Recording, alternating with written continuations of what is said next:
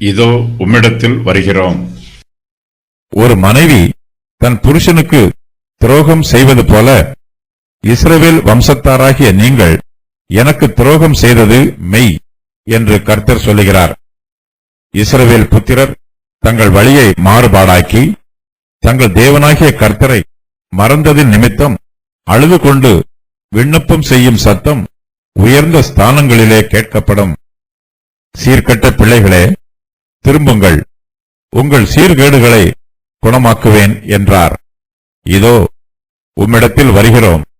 நீரே எங்கள் தேவனாகிய கர்த்தர். குன்றுகளையும் திரளான மலைகளையும் நம்புகிறது விருதா என்பது மெய். இஸ்ரவேலின் ரட்சிப்பு எங்கள் தேவனாகிய கர்த்தருக்குள் இருப்பது என்பது மெய்யே. இந்த இலச்சையானது எங்கள் சிறு வயது முதல் எங்கள் பிதாக்களுடைய பிரயாசத்தையும் அவர்கள் ஆடுகளையும் மாடுகளையும் அவர்கள் குமாரரையும் குமாரத்திகளையும் பட்சித்து போட்டது. எங்கள் இலச்சையிலே கிடைக்கிறோம். எங்கள் அவமானம் எங்களை மூடியிருக்கிறது. நாங்களும் எங்கள் பிதாக்களும் எங்கள் சிறு வயது முதல் இந்நாள் வரைக்கும் எங்கள் தேவனாகிய கர்த்தருக்கு விரோதமாக பாவம் செய்தோம். எங்கள் தேவனாகிய கர்த்தருடைய சொல்லை கேளாமலும் போனோம். இஸ்ரவேல் ஜனத்தார் தங்கள் வழியை மாறுபாடாக்கி கர்த்தரை விட்டு பிரிந்து போய் விடுகிறார்கள். அவர்கள் தேவனோடு விவாக உடன்படிக்கையில் இணைந்தார்கள். ஆனால் அவர்களோ கர்த்தருக்கு விரோதமாக துணிகரமாய் பாவம் செய்து கர்த்தரோடு தாங்கள் ஏற்படுத்திக் கொண்ட விவாக உடன்படிக்கையை முறித்து போடுகிறார்கள். கர்த்தரை விட்டு பிரிந்து சீர்கெட்டு போகிறார்கள்.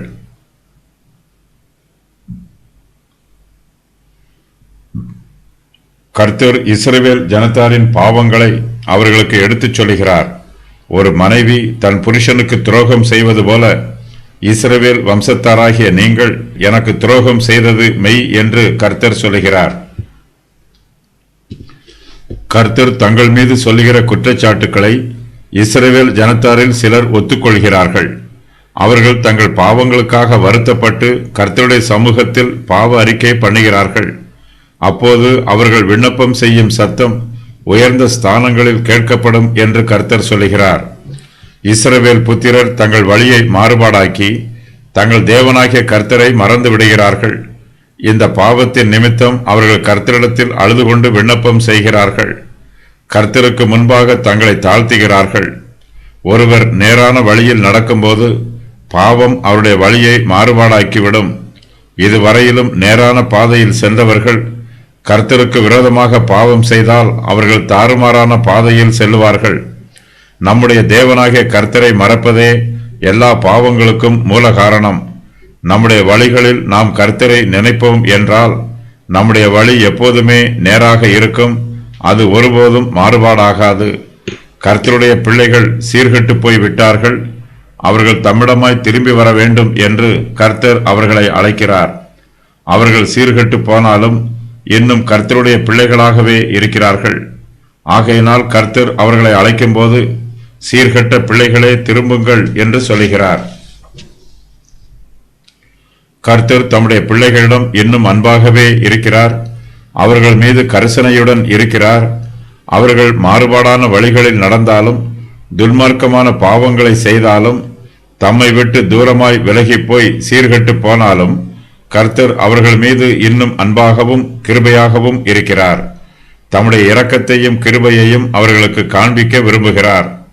கர்த்தருடைய பிள்ளைகள் அவருக்கு விரோதமாய் துணிகரமான பாவங்களை செய்கிறார்கள். அவர்களுடைய பாவங்களின் நிமித்தமாய் கர்த்தர் அவர்களை கண்டித்து திருத்துகிறார். அவர்களை அடித்தாலும் கர்த்தர் ஒருபோதும் அவர்களை தம்மை விட்டு புறம்பே தள்ளி விடுவதில்லை. அவர்கள் இன்னும் கர்த்தருடைய பிள்ளைகளாகவே இருப்பார்கள். பெற்றோர் தங்கள் பிள்ளைகள் மீது அன்பாய் இருப்பது போல கர்த்தரும் தம்முடைய பிள்ளைகள் மீது அன்பாய் இருக்கிறார்கள். அவர்களுக்கு ஆதரவாயும் கரிசனையாயும் இருக்கிறார்கள்.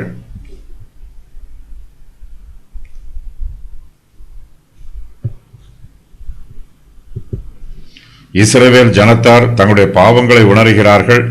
தங்களுடைய வழி மாறுபாடானதை நினைத்து வேதனைப்படுகிறார்கள். தங்கள் தேவனாகிய கர்த்தரை மறந்தது நிமித்தம் அழுது புலம்புகிறார்கள். அவர்கள் அழுது கொண்டு விண்ணப்பம் செய்யும் சத்தம் கர்த்தருடைய செவிகளில் கேட்கிறது. கர்த்தர் அவர்களிடத்தில் சீர்கெட்ட பிள்ளைகளே திரும்புங்கள் என்று அன்போடு சொல்லுகிறார். தங்களுடைய பாவங்களுக்காக மனம் திரும்பி வேதனைப்படுகிறவர்களை கர்த்தர் தம்மிடத்தில் அழைக்கிறார். புதிய ஏற்பாட்டு காலத்தில் நம்முடைய கர்த்தராகிய இயேசு கிறிஸ்து வருத்தப்பட்டு பாரம் சுமக்கிற எல்லோரையும் தம்மிடத்தில் வருமாறு அழைக்கிறார். இவ்விரண்டு அழைப்புகளும் ஒன்றுபோல் உள்ளது. தம்மை விட்டு தூரமாய் விலகி போனவர்கள் தம்மிடத்தில் திரும்பி வரும்போது கர்த்தர் அவர்களுடைய சீர்கேடுகளை குணமாக்குவதாக வாக்கு பண்ணுகிறார். கர்த்தர் மன்னிக்கும் கிருபை உள்ளவர், அவருடைய இரக்கம் பெரியது, அவருடைய கிருபை எப்போதும் புதிதாய் இருக்கிறது. தேவனாகிய கர்த்தர் தம்முடைய மன்னிக்கும் இரக்கத்தினாலேயே தம்மிடத்தில் திரும்புகிற பிள்ளைகளின் சீர்கேடுகளை குணமாக்குகிறார். சீர்கெட்டு போன இஸ்ரவேல் புத்திரர் தங்கள் ஜீவியத்தில் ஆசீர்வாதம் இல்லாமல் வேதனையோடு இருக்கிறார்கள். துன்பத்தையும் துயரத்தையும் அனுபவிக்கிறார்கள். கர்த்தர் அவர்களை தம்மிடத்தில் திரும்பி வருமாறு அழைக்கும் போது அந்த அழைப்பை அவர்கள் உடனே ஏற்றுக்கொள்கிறார்கள். கர்த்தருடைய அழைப்பு வல்லமை உள்ளது, அது கிருபையும் ஜீவனும் உள்ளது. அவர் தம்முடைய பிள்ளைகளை அன்போடு அழைக்கிறார். நாம் உடைந்து போன சுவர்களுக்கு மத்தியில் நாம் பேசும்போது உடைந்த சுவற்று பகுதியில் இருந்து எதிரொலி கேட்கும். அதுபோலவே கர்த்தர் சீர்கெட்ட பிள்ளைகளை திரும்புங்கள் அழைக்கும் போது அவர்களும் இதோ உம்மிடத்தில் வருகிறோம் என்று எதிரொலிப்பது போல சொல்லுகிறார்கள். அவர்களுடைய இருதயம் உடைந்து போய் இருக்கிறது. இதோ உம்மிடத்தில் வருகிறோம் என்று தங்களுடைய உடைந்து போன இருதயத்தின் ஆழத்திலிருந்து சொல்லுகிறார்கள். கர்த்தர் தங்களை அழைக்கும் போது தங்கள் பாவங்களுக்கு மனம் திரும்புகிற இஸ்ரவேல் ஜனத்தார் சிறிதும் காலதாமதம் பண்ணாமல் கர்த்தருடைய அழைப்புக்கு உடனே கீழ்ப்படுகிறார்கள். இஸ்ரவேல் புத்திரர் ஏற்கனவே கர்த்தரை விட்டு விலகி பிரிந்து சீர்கெட்டு போனவர்கள். ஆனால் இப்போதோ தங்கள் பாவங்களுக்கு மனம் திரும்பி இருக்கிறார்கள்.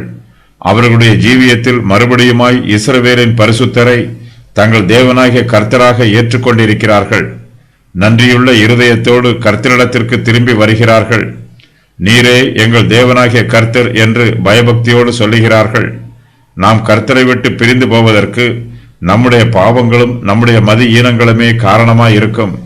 இஸ்ரவேல் ஜனத்தார் கர்த்தரிடத்தில் திரும்பி வரும்போது தங்களுக்கு கர்த்தருடைய சமூகத்தில் இருந்து மாத்திரமே ஒத்தாசை வரும் என்பதை அங்கீகரிக்கிறார்கள். அவர்கள் இதுவரையிலும் குன்றுகளையும் திரளான மலைகளையும் நம்பினார்கள். அவற்றை நம்புகிறது விருதா என்பது மெய் என்று கர்த்தருடைய சமூகத்தில் பயபக்தியோடு சொல்லுகிறார்கள். அவர்கள் இதுவரையிலும் உயரமான சகல மலையின் மேலும் பச்சையான சகல மரத்தின் கீழும் போய் அங்கே வேசித்தனம் பண்ணினார்கள். ஆனால் இப்போதோ மலைகளின் மேலும் மரத்தின் கீழும் தங்களுக்கு பங்கும் இல்லை, பாத்தியமும் இல்லை என்று அங்கீகரிக்கிறார்கள். இஸ்ரவேல் ஜனத்தார் தங்கள் பாவங்களுக்கு மனம் திரும்பி கர்த்தரை நம்பி அவருடைய சமூகத்திற்கு வருகிறார்கள். இஸ்ரவேலின் பரிசுத்தரே தங்கள் தேவனாகிய கர்த்தர் என்று நம்பி அவரிடத்தில் வருகிறார்கள்.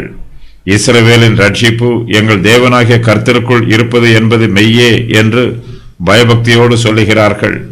இஸ்ரவேல் ஜனத்தார் தங்களுடைய பாவங்களை அறிக்கையிட்டு கர்த்தருடைய சமூகத்தில் வருவது புதிய ஏற்பாட்டு காலத்தில் பாவிகள் கர்த்தராகிய இயேசு கிறிஸ்துவிடம் வருவதற்கு ஒப்பாயிருக்கிறது.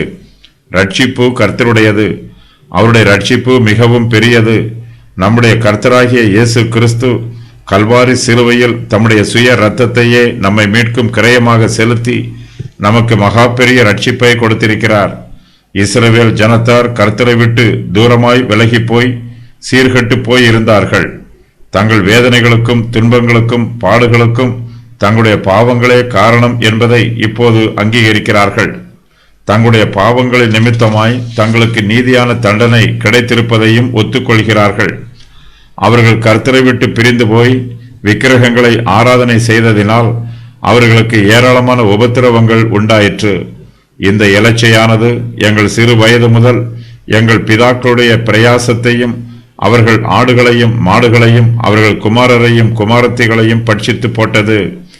இஸ்ரவேல் ஜனத்தார் விக்கிரக ஆராதனையை இலச்சை என்றும் அவமானம் என்றும் சொல்லுகிறார்கள். அவர்களுடைய விக்கிரக ஆராதனை அவர்களுடைய பிதாக்களின் பிரயாசத்தை பட்சித்து போட்டது. இஸ்ரவேல் ஜனத்தார் இப்போது தங்கள் பாவங்களில் இருந்து உண்மையாய் மனம் திரும்பி இருக்கிறார்கள். உண்மையாய் மனம் திரும்புகிறவர்கள் பாவத்தை இலச்சை என்று சொல்ல கற்றுக்கொள்வார்கள். அவர்கள் மனம் திரும்பவில்லை என்றால் தங்கள் பாவங்களை அவர்கள் இன்பம் என்றும் சந்தோஷம் என்றும் சொல்லுவார்கள். பாவம் ஒருபோதும் மெய்யான சந்தோஷத்தை கொடுக்காது, அவமானத்தையே கொடுக்கும். உண்மையாய் மனம் திரும்புகிறவர்கள் தங்களுடைய பாவங்களை மரணம் என்றும் அழிவு என்றும் சொல்லுகிறார்கள். இஸ்ரவேல் ஜனத்தாரின் முற்பிதாக்கள் தங்கள் பிள்ளைகளுக்கு ஏராளமான நன்மைகளை சேமித்து வைத்திருந்தார்கள். அவர்கள் பிரயாசப்பட்டு அநேக சம்பத்துக்களை இவர்களுக்காக பின் வைத்து போனார்கள்.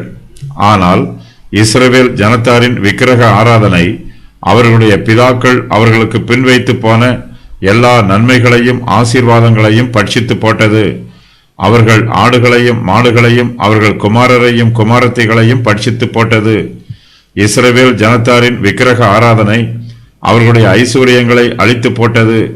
கர்த்தரை நம்பிய போது இஸ்ரவேல் ஜனத்தார் செழித்திருந்தார்கள். கர்த்தரை நம்பாமல் விக்கிரகங்களை நம்பிய போதோ அவர்கள் ஒன்றுமில்லாமல் இருக்கிறார்கள். தங்கள் இலச்சையில் கிடக்கிறார்கள். அவர்களுடைய அவமானம் அவர்களை மூடி இருக்கிறது. இஸ்ரவேல் ஜனத்தார் தங்களுடைய பிதாக்களின் பிரயாசங்களுக்காக ஆடுகளையும் மாடுகளையும் குறிப்பிடுவார்கள். அவர்கள் குமாரரையும் குமாரத்திகளையும் பற்றி சொல்லுகிறார்கள். ஆனாலும் இவர்களுடைய பாவங்களின் நிமித்தமாயும் மதியினத்தின் நிமித்தமாயும் இவர்களுடைய பிதாக்கள் இவர்களுக்காக பிரயாசப்பட்டு சேமித்து வைத்திருந்த ஆடுகளும் மாடுகளும் குமாரரும் குமாரத்திகளும் இவர்களுக்கு விரோதமாய் இருக்கவில்லை. அவர்களுடைய விக்கிரக ஆராதனை இவை எல்லாவற்றையும் பட்சித்து போட்டது. தங்கள் பிதாக்கள் கொடுத்த ஆடுகளையும் மாடுகளையும் இஸ்ரவேல் ஜனத்தார் விக்கிரகங்களுக்கு பலியிட்டார்கள்.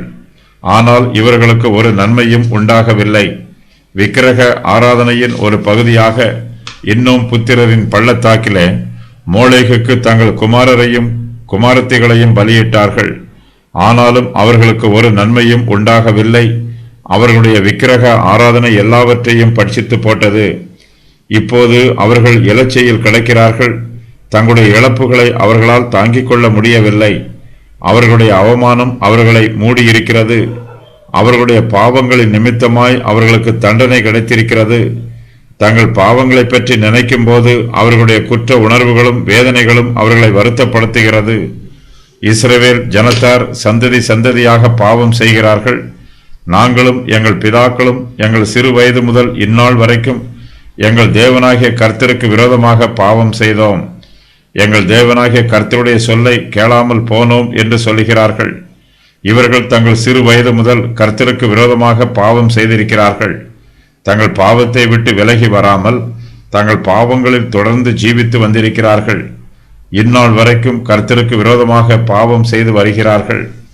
கர்த்தர் தம்முடைய தீர்க்கதரிசிகளை இவர்கள் மத்தியில் பலமுறை அனுப்பினார். அவர்களும் இவர்கள் மத்தியில் வந்து மனம் திரும்புங்கள் என்றும் பாவங்களை விட்டு விலகி வாருங்கள் என்றும் உபதேசம் பண்ணினார்கள். இவையெல்லாம் கர்த்தருடைய வார்த்தைகள். ஆனால் இவர்களோ கர்த்தருடைய சொல்லை கேட்கவில்லை. அவருடைய வார்த்தைக்கு கீழ்ப்படிந்து மனம் திரும்பவில்லை. இஸ்ரவேல் ஜனத்தாரின் பாவங்களை கர்த்தரும் அங்கீகரிக்கிறார். இஸ்ரவேல் வம்சத்தாராகிய நீங்கள் எனக்கு துரோகம் செய்தது மெய் என்று கர்த்தர் சொல்லுகிறார். இஸ்ரவேல் வம்சத்தார் என்பது யாக்கோபின் 10 கோத்திரத்தாரை குறிக்கும். சிறையிருப்பில் இருந்த இஸ்ரவேல் வம்சத்தார் கர்த்தருக்கு விரோதமாக பாவம் செய்தார்களா, அல்லது தங்கள் சொந்த தேசத்தில் தங்கியிருந்த இஸ்ரவேல் வம்சத்தார் கர்த்தருக்கு விரோதமாக பாவம் செய்தார்களா என்பது தெரியவில்லை. ஆனாலும் அவர்கள் தங்கள் பாவங்களை அங்கீகரித்து தங்களுடைய பாவங்களுக்காக மனம் திரும்புகிறார்கள். தங்கள் தேவனாகிய கர்த்தரை மறந்தது நிமித்தம் கர்த்தருக்கு முன்பாக அழுது கொண்டு விண்ணப்பம் செய்கிறார்கள். இதோ உம்மிடத்தில் வருகிறோம், நீரே எங்கள் தேவனாகிய கர்த்தர் என்று சொல்லுகிறார்கள். வடக்கு இஸ்ரவேல் தேசத்தார் மனம் திரும்புவதை பார்த்து தெற்கு யூதா தேசத்தாரும் மனம் திரும்ப வேண்டும். தங்கள் பாவங்களை விட்டு விலகி கர்த்தரிடத்தில் திரும்பி வர வேண்டும். அவர்களுடைய உள்ளங்களில் பரிசுத்தமான பக்தி வைராக்கியம் உண்டாக வேண்டும். எரேமியா தீர்க்கதரிசி இதை மனதில் கொண்டு வடக்கு இஸ்ரவேல் தேசத்தாருக்கும் தெற்கு யூதா தேசத்தாருக்கும் கர்த்தருடைய செய்தியை பயபக்தியோடு சொல்லுகிறார். இஸ்ரவேல் புத்திரர் தங்களுடைய வரலாற்றின் பல காலங்களில் கர்த்தரே மெய்யான தேவன் என்பதை அறிந்திருந்தார்கள். அவர்களுடைய ரட்சிப்பும் மீட்பும் விக்கிரகங்களிடமிருந்து வரவில்லை என்பதையும் அவர்கள் புரிந்து வைத்திருந்தார்கள். விக்கிரக ஆராதனை ஒரு விருதாவான காரியம் என்று இந்த வசனத்தில் கூறப்பட்டிருக்கிறது. எரேமியா 3:24-25 ஆகிய வசனங்களில் விக்கிரக ஆராதனை இலட்சியான காரியம் என்றும் கூறப்பட்டிருக்கிறது. இஸ்ரவேல் புத்திரர் இந்த விருதாவான விக்கிரக ஆராதனையிலும் இலட்சியான விக்கிரக ஆராதனையிலும் ஈடுபட்டு இருந்ததினால் அவர்களுடைய தேசமே அழிந்து போயிற்று. ஒரு காலத்தில் கர்த்தருக்கு பலி செலுத்தி கர்த்தரை ஆராதித்து வந்தவர்கள் இப்போது குடித்தும் வெறித்தும் விக்கிரகங்களை ஆராதிக்கிறார்கள். குமாரரையும் குமாரத்திகளையும் அவர்கள் பட்சித்து போட்டார்கள். அதாவது விக்கிரகங்களுக்கு அவர்களுடைய பிள்ளைகளை பலியாக செலுத்தினார்கள். இஸ்ரவேல் புத்திரர் தங்களுடைய பாவத்தில் மூழ்கி இருக்கிறார்கள். விக்கிரக ஆராதனையில் சிக்கிக் கொண்டார்கள். அதில் இருந்து அவர்களால் விடுதலை பெற முடியவில்லை. உதவியற்ற சூழ்நிலையில் இருக்கிறார்கள்.